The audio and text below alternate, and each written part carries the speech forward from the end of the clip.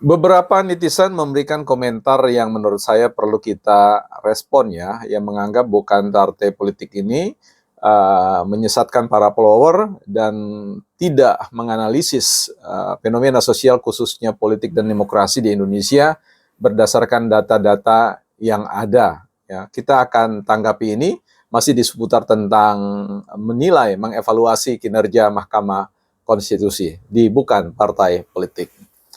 Ya, selamat datang teman-teman di channel Bukan Partai Politik, sekolahnya publik, tempat kita mencoba untuk menjaga jarak dengan emosi publik, ya, tetapi kemudian mengedepankan narasi-narasi yang tentu merupakan sebuah penyampaian tesis atau penilaian terhadap segala sesuatu yang sekali lagi simpulannya merupakan hipotesis, jadi pernyataan yang rendah.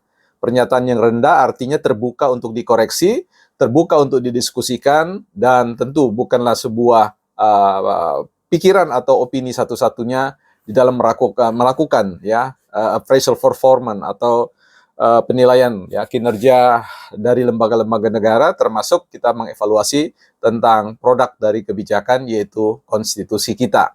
Nah, teman-teman, saya kira dalam perspektif demokrasi ya ini merupakan sebuah pilihan terbaik dari semua model-model yang ada, yang tentu sudah dipilih, dipikirkan dengan matang, dengan segala kelebihan, dan tentu ada kekurangannya. Jadi di posisi ini jangan sampai kemudian abai terkait dengan kekurangannya, bahwa sebuah model ya tidak pernah perfect. Dia selalu akan diuji oleh perubahan tatanan sosial atau kemasyarakatannya. Baik teman-teman, kita mencoba untuk memahami apa yang teman-teman kita berikan catatan terhadap bukan partai politik sebagai channel yang dipandang bisa menyesatkan follower. Sedapat-dapatnya tentu bukan partai politik mengedepankan prinsip rasionalitas, ya prinsip etik dan moral, sehingga apa yang kita sampaikan ini bisa dipertanggungjawabkan bukan hanya di hadapan hukum, tetapi tentu di hadapan prinsip etik ya, moral, dan tentu dari sisi keagamaan. Baik teman-teman, kita mencoba untuk menelaah masuk ya, bahwa apapun ya yang terjadi di seputar putusan Mahkamah Konstitusi ini harus kita telaah ya, harus kita lihat bagian mana yang bisa kita terima sebagai sebuah prinsip yang rasional dan bagian mana yang menurut kita bisa kemudian diberikan catatan-catatan kritis dan harapannya ada perbaikan-perbaikan. Ketika kita menilai tentang segala sesuatu itu berdasarkan sebuah perspektif yang kita sebut sebagai perspektif sistemik, maka tentu segala sesuatu tidak pernah berdiri sendiri. Ada hukum korelasional, hukum keterhubungan satu dengan yang lain, atau kita menyebutnya sebagai hukum kausalitas, ya, bahwa hadirnya sebuah lembaga negara ya tentu ada situasi, ada konteks yang melatar belakangi. Mengapa kemudian kita memilih demokrasi? Mengapa kita kemudian menghadirkan lembaga yang disebut dengan triastika, ya, trias politika, ya, bicara tentang eksekutif, legislatif, dan yudikatif? Tentu ada konteks, ada latar. Mengapa kita tidak hanya menghadirkan satu? Nah, itu berbicara tentang tupoksi, tugas pokok dan fungsi masing-masing dari kelembagaan yang ada. Ketika kita bicara tentang hiruk-pikuknya atau katakanlah dinamika yang terjadi di seputar putusan Mahkamah Konstitusi, ini kemudian ditanggapi baik secara responsif maupun secara reaktif, maka kemudian kita harus menalar itu dari banyak sudut pandang.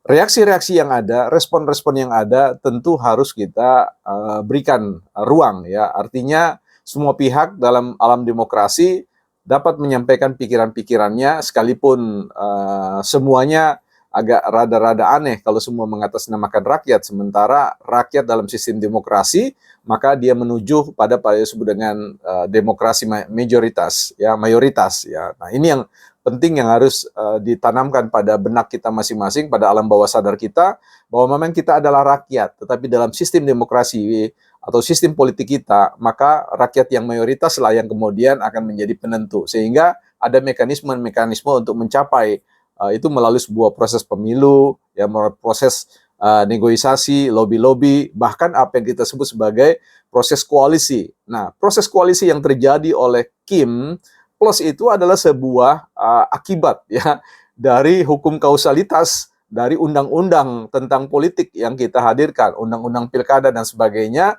yang disusun ya jauh sebelum kita kemudian berhadapan-hadapan dengan situasi reaksi publik terkait putusan Mahkamah Konstitusi.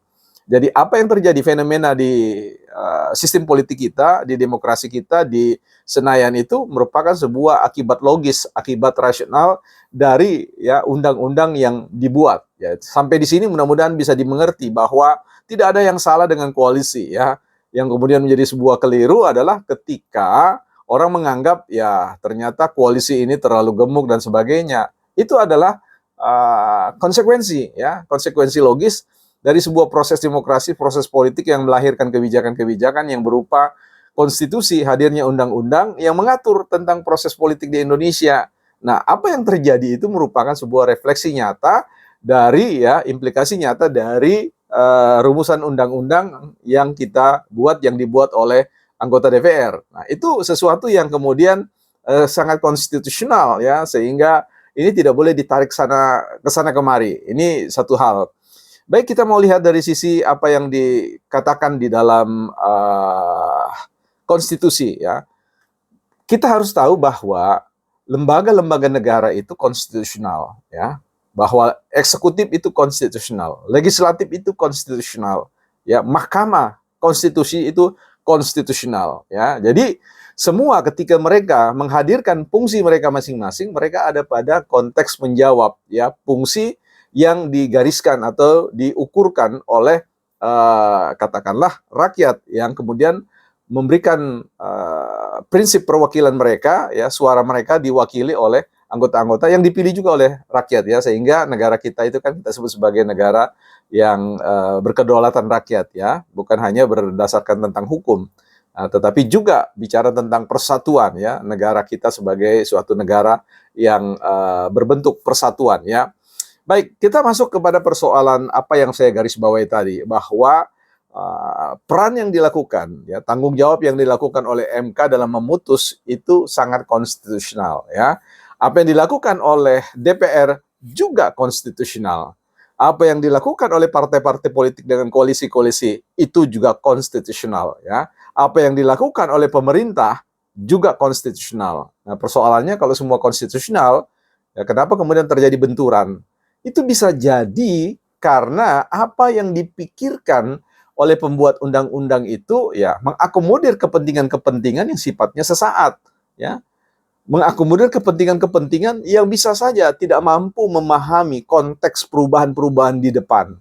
Nah, sehingga akan ada retak-retak dari sebuah konstitusi, cacat-cacat dari sebuah konstitusi yang tentu akan mengalami sebuah proses perupaan atau perbaikan-perbaikan ya, pemutahiran undang-undang yang sehingga ranah yang paling penting di situ adalah bicara tentang ranah legislatif ya, bagaimana sebuah undang-undang kemudian di drafting, kemudian muncullah rancangan undang-undang dan kemudian diplenokan, dirapat paripurnakan dan ditok menjadi sebuah undang-undang baru yang kemudian nanti akan diperiksa kembali apakah rancangan undang-undang itu sudah memenuhi prinsip substansi dari sebuah konstitusi, yaitu keadilan, justice ya. Ini penting sekali untuk kita pahami bersama bahwa ada satu siklus periodik yang kemudian akan terus bergulir ya dari satu waktu ke lalu, dan itu disesuaikan dengan sebuah kultur politik atau kemudian situasi ya kebatinan politik kita.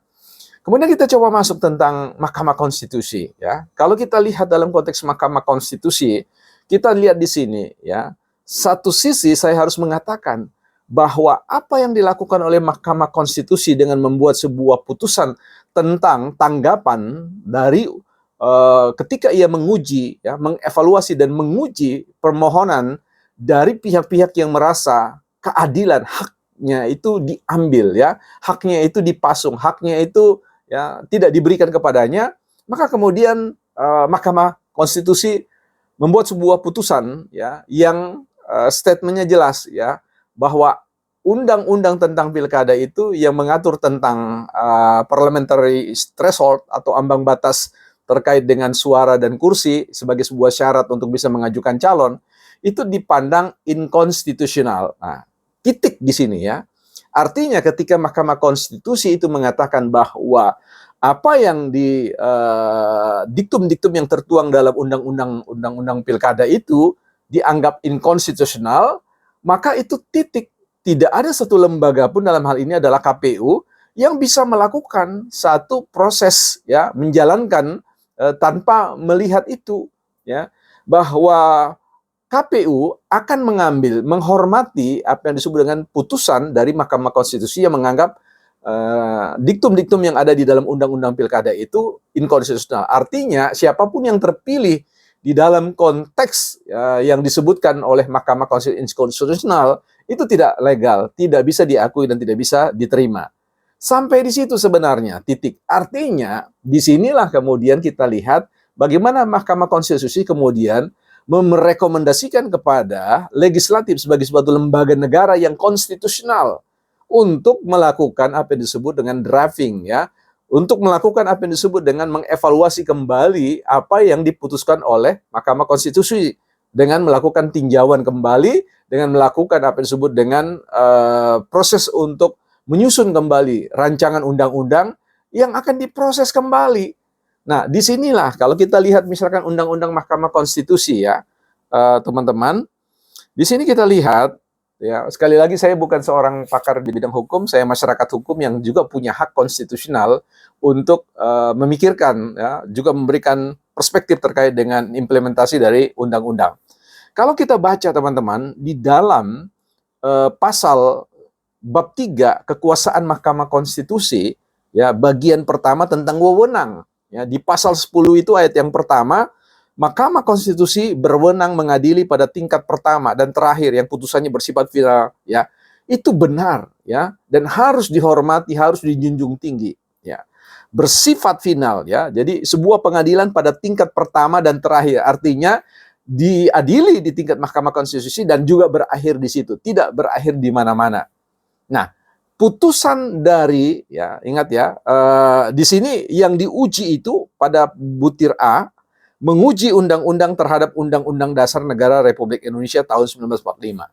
Artinya, wewenang dari Mahkamah Konstitusi itu menguji undang-undang. Undang-undang apa? Undang-undang pilkada.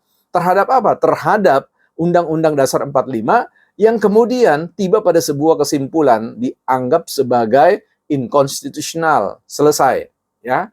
Harusnya selesai di situ.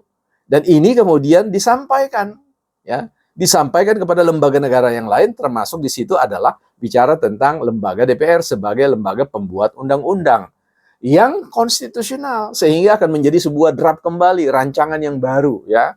Itu seperti itu. Nah, inilah yang kemudian dipandang oleh lembaga yang lain sebagai offside, ya, melampaui kewenangannya dengan menambahkan norma-norma yang seolah-olah Mahkamah Konstitusi itu adalah, ya, adalah apa?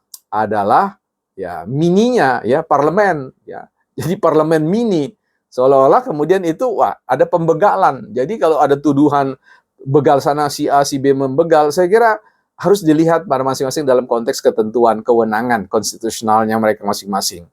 Nah, inilah yang kemudian dampak dari sebuah pemilu pilkada itu sebenarnya bisa saja diundur kalau memang dianggap sebuah inkonstitusional. Tapi kemudian kita lihat di sini reaksi dan respon publik.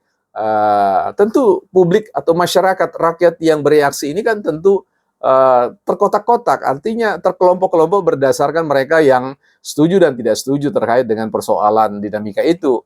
Nah, tapi tentu ini adalah sebuah ekspresi tanggapan terhadap sebuah mekanisme politik yang kemudian bergulir, yang kita harus terima juga. Artinya demonstrasi itu kita pandang sebagai sesuatu yang positif, yang konstruktif. Nah, tetapi tentu, ya, semuanya harus tetap kembali untuk mengkritisi, jangan-jangan kita keliru, ya, gitu. Jadi saya kira ini menjadi sebuah catatan yang penting bagi kita. Nanti saya akan teruskan, teman-teman, karena kita ini kelihatannya mati lampu, ya. Jadi saya ingin memberi sebuah catatan, bukan partai politik, ya, sepakat dengan kewenangan yang dituangkan dalam pasal 10, ya, dari Undang-Undang Nomor 24 tahun 2003 tentang Mahkamah Konstitusi. Jadi dalam hal ini saya secara pribadi tetap setuju, ya, tetap setuju terkait dengan prinsip, ya, pengadilan Mahkamah Konstitusi sebagai pengadilan tingkat pertama dan final, binding, artinya tidak ada lagi sebuah upaya yang ada. Tapi hanya mengatakan untuk pengaturan pemasukan input insert daripada poin-poin memo-memo atau catatan-catatan yang lain, saya kira muatan-muatan yang lain itu bukan porsinya Mahkamah Konstitusi. Ya, kalaupun itu perlu dihadirkan, ya saya kira kita harus mengubah, merevisi kembali ya membuat rancangan undang-undang tentang Mahkamah Konstitusi ulang ya kepada DPR yang ya tentu lembaga yang kita berikan legitimasi kewenangan melalui sebuah mekanisme pemilu ya.